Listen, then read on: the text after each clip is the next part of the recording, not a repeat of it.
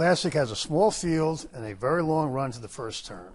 Ground loss should not be a factor here, especially since we think some of these will not fire. Epicenter ran a whole string of moderate figures that looked better than they were because Rosario got him great inside trips. He finally exploded with a big one in the Travers, and if he runs back to that one with a weight break, he could get a piece of it. But we don't think he will. Aspas and stats aside, he has only one good figure. It was a 3-point top, and it's the end of a campaign that started last year. We also don't like that he passed $1 million race against 3-year-olds, where he would have been even money, could have locked up an Eclipse Award, and still could have had 6 weeks rest into this. Nope. Flightline ran the best figure we have ever assigned last time, and we could have made the race even faster. Historically, horses that have run freakishly fast have often been ruined by those efforts. But here's the thing, it's not just that one. 4 of his 5 lifetime figures are better than anyone else here has ever run, with the exception of 1 by Life is Good, and his connections have done a good job spacing his races. We're not going to assume that giant effort took everything out of him, and we will certainly use him very heavily on top.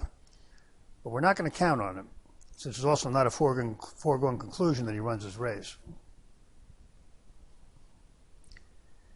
Hot Rod Charlie runs his race every time, every place, and he's been a lot of places. He's gotten better recently, too.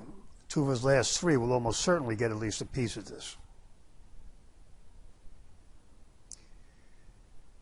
Life is Good has always been fast, and he put in a monstered effort over the summer, and 2 that were still pretty big after that. But we think he's ready to tail off. It's the end of a long year. He's put in a lot of big efforts, and that's the kind that often doesn't fire in the Breeders' Cup. Additionally, his best numbers both last year and this came sprinting, and his worst this year was at 1.25 miles. Olympiad got good late last year and has pounded out negative numbers in every start, save for the bounce that followed his huge effort at Churchill. He followed that bounce by an immediate forward move, and now has 2 months into this, as do all the Mott horses. We will be influenced by how they have been running, but we expect this horse to run well, maybe very well. This is one of the older horses in the Breeders' Cup we could see running a new top.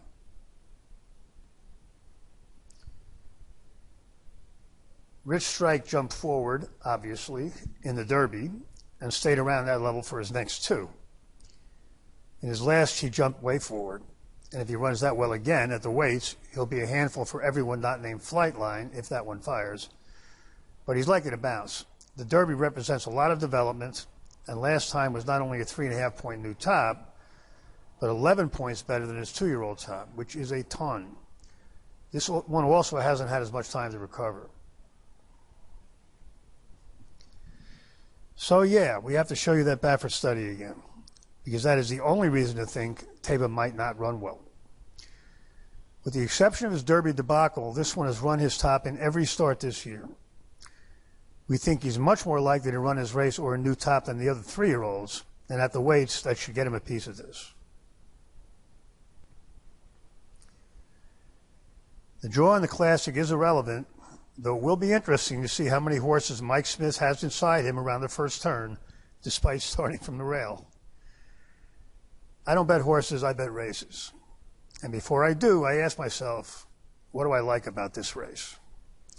And I try to let that determine my play. If Flightline runs any race he's run this year, he's almost a sure winner. So what?